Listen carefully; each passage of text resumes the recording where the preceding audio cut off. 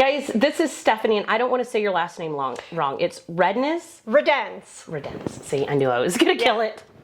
And Stephanie is one of my very favorite lenders. I've worked a bunch of deals with her, never had any issues. Just going to give you a big shout out really quick. Thank you. She's never dropped the ball. Ever, and that says a lot because there's a lot of balls in the air at the time in the transaction. So I want to talk to you today about kind of what we do together the most, and that is kind of like first-time home buyers, VA, USDA, down payment assistance programs, and things like that. So I want to start by asking about first-time home buyers. So I get asked this question all the time. Okay.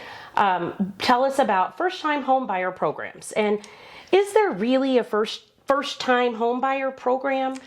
Not in the sense that people traditionally think about. I think a lot of people imagine that they're going to get this magical first mortgage on the property that's going to cover all of their expenses. A lot of these are actually down payment assistance programs. They don't necessarily require you even to be a first-time home buyer. The biggest limiting factors on these are the income that you make, the purchase price, and the maximum amount of the down payment assistance. Sure.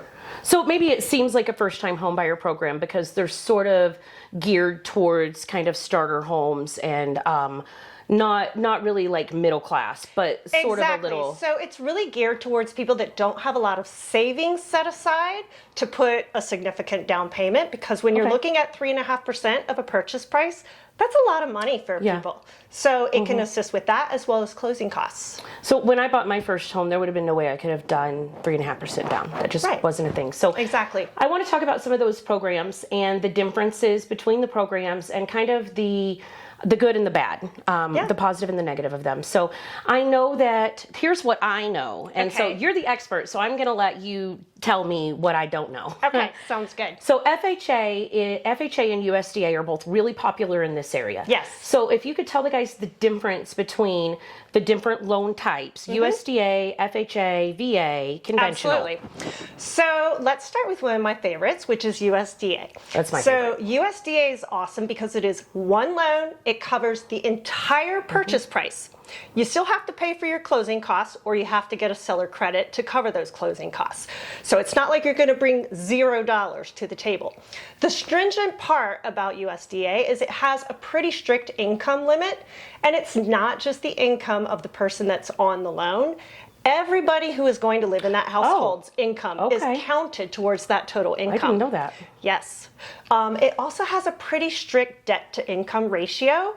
The maximum income ratio, and that's including all your credit card payments, all of your auto loan payments, plus the mortgage, cannot exceed 41% of your total income per month. Okay. So a lot of people that we do loans for go into like the 55% debt-to-income, which is where the other programs come in. Okay. And so they might not necessarily qualify for that program. So would the USDA, are there any additional costs involved in that for the buyer? Like, what would make that the best loan for them? The best loan for them is if they income qualify, if they also can fit within the DTI of that program. It's going to be the best in terms of the interest rate that's offered. They have a great interest rate on the USDA program. It's very comparable to like the VA loan program. It is. The only difference is that while they don't have mortgage insurance on the USDA program, they do not. They do not. But there is a USDA fee. It's an annual fee that's a smaller amount of money than traditional mortgage insurance. Okay. And that's paid monthly. That's cool. I had a USDA loan and I paid PMI, but that was like a long time ago in my very first house. So it's not considered PMI. It's just a USDA fee. Okay. But it's much smaller than traditional mortgage insurance. Yeah, it was like we had I'm not sure what happened, but we're VA eligible, but the interest rate for USDA at the time was actually lower. It's it's great. That's what we went with. Even with the fee, it was still cheaper for us to go with that product. Absolutely. So, now, how does that compare? Like, so we were talking about first-time home buyers. We have FHA. Yeah. And FHA also has a program where they cannot bring a down payment, but that's different. Well, this is correct. So FHA has a program where you can get what's known as down payment assistance, and they will allow what's the combined loan to value to exceed the purchase price of the home. So basically, The first mortgage, which is the FHA mortgage, is going to cover 96.5% of the purchase price. And then you're going to get a silent lien placed on your house for the remaining amount of money that you receive from the down payment assistance program. Now, we refer to that as a silent second. Yes, silent second. Okay. The lingo. But that's different because with USDA, it's a zero down. So you don't That's have correct. a second mortgage sitting there. No, Now, that second mortgage has its own interest rate, right? It does, yes. And it depends on your income. Sometimes that rate is 0. And sometimes it is 2% over the rate of the first mortgage. It all depends on who provides that down payment assistance and what your income is the bucket that you're going to fit into. Okay. And so when we talk about a silent second, what does that mean for the home buyer? So that means that I have a frog in my throat. So basically what that means is that they're not making monthly payments on that second mortgage. It's just going to sit in the sidelines until you go to refinance the home. And then when you refinance, you need enough money to pay off your first mortgage and Or the sell. balance of that silent, or you can sell it. Yeah. Yeah. But it has to be paid It back. has to either be way. paid back eventually. Yeah. So it's Yeah. not like free money. It's not a 0% down payment. There actually is Correct. an amount there that has to be And paid that's back. a common misperception. I get asked all the time, well, it's basically free money.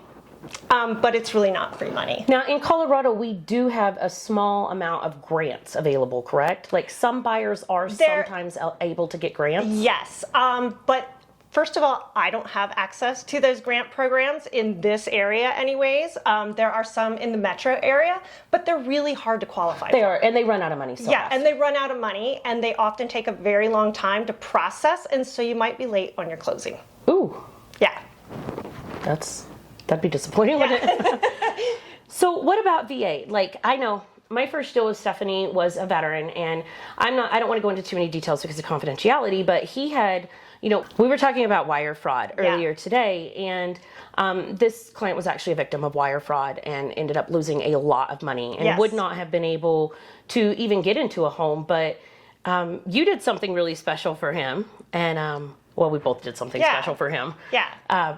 But let's talk about VA. And I mentioned that because that's really where I fell in love with Stephanie, is because she really went out on a limb for this client who had lost a lot of money. And you don't see lenders every day who are willing to do that. So I want to align my business with people that I know care as much about my clients as I do. Oh, absolutely. And I really saw that from you. Like, he came with you as a lender. I had never met you before. And to see across the table and watch you be willing to go as far as you did to make sure that his poor wife, that his wife is ailing and that she got into a home and was able to feel safe. And like, that really touched me. So thank you for that. That's the best thing I've ever seen a lender do for somebody. But let's talk about those VA buyers and what we do for them. So VA is my other favorite loan type.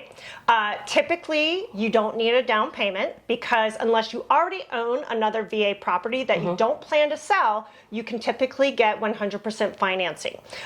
You do still have to pay the closing costs, but the interest rates are far better than on FHA, and they're better than on conventional loans by far.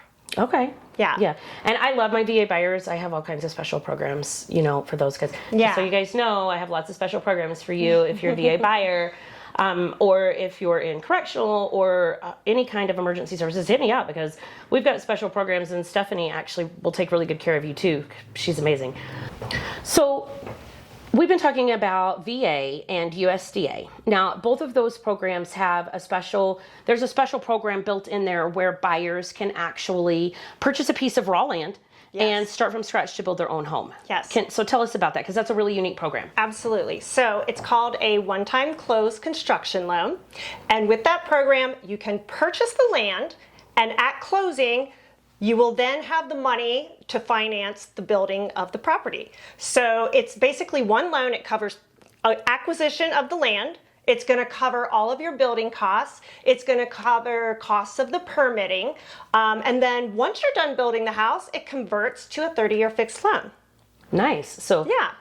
you don't have to worry about that like 6-month construction loan kind of like 90% interest type situation that that is happens. correct. However, you do still need to make sure that the plans have to be pre-approved. So you don't want to go in and say, I found a piece of property, now I want to do a construction loan. You really want to get approved prior to that. It's a little bit more of a process because you have to have the builder fill out a complete questionnaire that states what all of the costs are going to be, and they have to be able to assert that it's going to be completed in a finite timeline.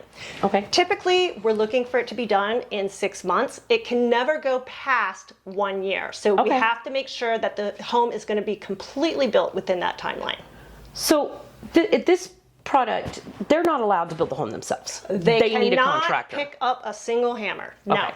No, they cannot do it. It has to be a licensed contractor. The contractor has to carry appropriate insurance, and it has to actually be approved by the lender. Okay. So for VA one-time close construction loans, they have to also be approved by the VA to do those loans. So they're going to be vetted by many different stakeholders in the process. Okay. So this takes you from like a 3 to 4 week closing process to how long before? It's not that much longer, but really you're going to be looking at 6 weeks to 8 weeks. Okay. Because you've got to have, the lender needs to review all of the plans. They're going to have conversations with the builder. So it's not as cut and dry as it is to get a standard loan. Okay. Now, there are also some similar programs where you can do renovations with these products, right? Yes. So let's say that you find a home and you've been looking for your perfect home, but you just can't find one. If there's room, let's say that the neighboring houses have a higher value because this home just has not been renovated, you can get a renovation loan. Typically, it's an FHA renovation loan where you can finance the cost of the repairs and upgrades. And VA has a program too, correct? A VA renovation loan program? I believe that they do. Our lenders don't offer that, but I do believe that there is one. They do. There is. Okay. I could probably sign up with one if we need it. I've never used it. I have tried, I've tried to sell the product several times because the fact is that, and correct me if I'm wrong, as long as there is a foundation present and it hasn't been structurally damaged by fire or some other force of nature, so essentially a buildable foundation. Yes. That's all you need to get a renovation loan. You cannot scrape the home. So you can't just come in and raise down the home and put a different home. But as long as the foundation is there, then yes, it can be a renovation loan. So if it was already torn down or had some sort of... Well, that's a good question. Because I've seen that in a fire situation before, but it was... Yeah. And honestly, I think we actually talked about that one. I've only done a few, and they've always been the FHA version. A lot of times, people can't seem to find homes that aren't already pushed to the max value. So there's not necessarily enough value that they can afford to do the repairs and still meet the limits for the appraised value. So what about land? Do you do loans on land? We don't. That's a bank thing. Okay, I was just curious. Yeah. Land loans are pretty risky, so basically banks handle that. They've got shorter terms, they've got a bit higher interest rate, and usually the loan amount isn't desirable to a lot of lenders because a lot of times it's under $100,000 unless you're like out in Breckenridge, And you guys have a minimum, right? Yeah, $100,000 is our minimum loan amount. So, and I mean, you'd be hard pressed to try and find a house that would get a loan. You would, but honestly, have you seen some of these manufactured homes these days? Like, you can get, Jamie's like, ooh. You can get a new one, though, that's luxury. So you can actually do a one-time close, and you can buy a luxury manufactured home. Oh, really? Yes, purchase the property and then get a permanent foundation poured and have your luxury manufactured home put on the property. And that could get you potentially into a complete build home, luxury all day, for like $200,000. But would that be with VA? What program would that be with? VA and USDA both allow it. Really? Yeah. Cannot be single wide. Has to be double wide or more wide. Yeah. Yeah, I think that program would be of interest to a lot of people. I mean, honestly, it's of interest to me because I don't want to be house poor. Yeah, right. I want land, I want lots of it. So on VA loans, there's a lot of, well, just in in real estate and lending in general, there's a lot of misinformation Yeah. out there. People, even before I bought my first home and started in real estate, I was under the impression that our VA loan, that we could use it one time and that was it, just one and done. That's not true. That is not true. And in fact, depending on your remaining eligibility, you can potentially buy a second home with your VA benefit while you still own the first home. It cannot be in the same town. It needs to be a considerable distance away, but you can buy a second home. And once you sell a home, your entitlement is fully restored, and then you can go get another VA home. Awesome. I think we've actually got a client who is... We do, right now. He is buying a home to live here in Canyon, and Correct. he is going to retain his Denver property and lease it out for income. That's correct. So he's actually, he's building a portfolio using real estate, which is, yay! I love that. But back to VA. Okay. So on the VA home loan, again, you know, with the misinformation and all of that. So they have to live in the home, right? Like, yes, you cannot buy an investment property for the purpose of investment, and you cannot buy a second home with your VA benefit. You have to assert that you will live in that property, and you have to move in within 60 days of closing. So you can own two homes, but Correct. you buy the first home, you live in it, because that has to be the intent. You have to live in it. And then for some reason completely not related to the ownership of the home, you have to move. Correct. You can retain ownership. Yes. And then own, so you can own two homes, but you can't own a vacation home. That's correct. Yes. You have to be primary So resident. let's say you have you raised your family in VA home number 1. Your college-aged children would love to still live in that home, but you're ready to move elsewhere. You can buy a second home. College-aged children can still live in that home, and now you can use your VA benefit to buy a home for you. Awesome. Awesome. All with potentially zero down payment. Potentially, yes. That there's a very fine line, and so you have to do a VA calculation that shows what the maximum loan amount is going to be with your remaining entitlement. Okay. So again, it's something that you kind of want to get figured out before you start looking, because if you plan on doing no down payment, you really want to know what that maximum limit is. For sure. Yeah. Interesting. And so what is the maximum amount that a VA borrower can borrow? Really, sky is the limit. So with the one-time close construction program, it's 1.5 million. Wow. Yeah. And although I've never seen anything over $1 million, you certainly can go over $1 million. It might be higher interest rate depending on the area and what's normal for the area. Okay. Wow. Yeah. So VA appraisals. Yes. We have a really hard time, sometimes, especially when the market is really hot, it can be difficult to get VA offers accepted because people, again, with the misinformation, they think that it's going to be really difficult, and there tends to be some misinformation out there. I have done loans for 20 years, and I'm here to tell you, everybody, that a VA loan is no more difficult than any other loan. In fact, I feel that they are easier to get approved. They have such a wide latitude for how much debt you can carry and still qualify. The only thing that they're looking for in these appraisals is that you don't have things like exposed wiring, things that are going to cause dangerous safety issues, and they would require that to be fixed prior to closing. But other than that, that's it. Yeah, I think it's a great loan program, and so the VA doesn't have a bottom line credit score. Correct. Do you guys have a bottom line credit score? We do. 580 is the lowest score. It is more difficult to get approved when you have under a 620 because we have to get it approved via our automated underwriting system. And so the higher the credit score, the more likely you are to be approved. Okay. And then there's more leeway with like your debt to income and stuff? Or? Yes. The highest debt to income ratio that I've ever had approved on a VA loan was 68%. Wow. Wow. Yeah. Dang. That is not standard. I mean, I'm not judging because I like my credit cards too, but. Yeah, but this person had extensive credit. They had a really strong score. So even though they had a much higher debt load, it still went through and it approved it. Awesome. That's really cool. Okay, one last thing. You hear a lot of investors, you might not, but I hear a lot of investors on the internet, and they're talking about using FHA. So this is the thing I'm hearing. Unmarried couple, and they both buy an FHA house and they live in it while they're dating, and then they get married and buy another house and rent out their 2 FHA properties. So like the whole shtick is don't sign on the dotted line until you both own your VA or your FHA property. I'm sorry. So have you heard that about using FHA as an investment opportunity? I have not heard that. I mean, I do know that the home has to be a primary residence, and I'm assuming that there's going to be some seasoning issues. I can't imagine that you can purchase an FHA property and then go and buy another, but I have not heard of this strategy. No. So let's talk about seasoning.